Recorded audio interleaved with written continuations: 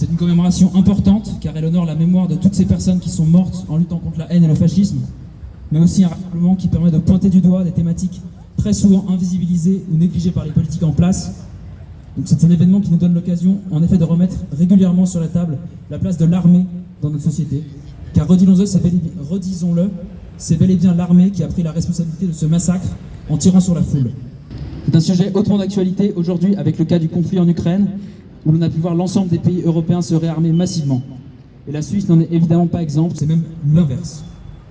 Aujourd'hui, alors que chaque année les inégalités continuent d'exploser dans notre pays, que l'écart entre les plus riches et les plus pauvres ne cesse de s'agrandir, que la précarité explose au sein de la population, que le social, l'éducation et la santé manquent de ressources, le gouvernement suisse augmente le budget de l'armée et jette par la fenêtre 25 milliards de francs pour l'achat, l'utilisation et l'entretien d'avions de combat.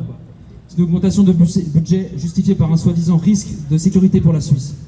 Soyons très clairs, ces arguments sont du vent. N'ayons pas peur de le dire, l'armée suisse est un gouffre financier inutile. D'ailleurs, cette institution n'est pas simplement un poids pour les caisses fédérales, mais aussi une institution écocidaire et destructrice de l'environnement. L'industrie de l'armement et les armées du monde entier font partie des secteurs les plus polluants, les plus gros consommateurs d'énergie fossile, ainsi que les plus gros émetteurs de gaz à effet de serre. Malgré son greenwashing constant, l'armée suisse émet chaque année 240 000 tonnes de CO2. À titre d'exemple, un avion FA-18 consomme 5 000 litres de carburant par heure de vol, soit autant que la consommation moyenne d'une voiture suisse en 10 ans. Alors que faire si nous, en tant que citoyens-citoyennes, nous sommes opposés à cette institution militaire, meurtrière, écocidaire et financièrement catastrophique? Eh bien en Suisse, le service militaire est obligatoire pour les hommes. D'ailleurs, si vous refusez d'y participer, eh bien vous devrez payer une taxe militaire équivalente à 3% de votre salaire annuel jusqu'à l'âge de vos 35 ans. Ajoutant une charge sur les personnes les plus précaires, cet impôt est à la fois validiste et injuste, car seuls les plus riches peuvent se permettre de le payer et se soustrayer de leur service militaire, alors que le reste devra se soumettre à ce service militaire qui leur prend du temps, de l'énergie mentale et physique, et en plus est dangereux et inutile. Récemment a abouti la récolte de signatures pour l'initiative Service Citoyen, qui prétend ramener l'équilibre au sein de la société en intégrant les femmes dans le système de milice. Cette initiative est honteusement trompeuse.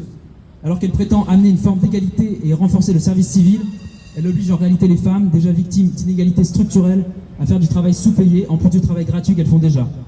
Et le texte favorise en plus le dumping salarial avec la mise à disposition de main-d'œuvre nombreuse et quasiment gratuite pour les entreprises. Cette initiative, au titre paradoxal de service citoyen, laisse en plus le champ libre d'imposer aux personnes même pas citoyennes suisses d'être enrôlées dans le système de milice. Et là où certains ne verraient pas forcément le rapport avec l'armée, sachez que cette initiative ne fait que renforcer directement l'armée en garantissant ses effectifs, car elle souligne que constitutionnellement parlant, le Conseil fédéral s'octroie la possibilité d'imposer le service militaire s'il considère les effectifs insuffisants. En réponse à tous ces faits que nous venons d'exposer, nous devons porter une position profondément antimilitariste. Face à cette institution militaire, meurtrière, écocidaire et totalisante, et d'un autre temps, nous devons défendre des politiques de démilitarisation massive. En tant que gauche combative, nous devons nous organiser collectivement pour la paix et la solidarité entre les peuples.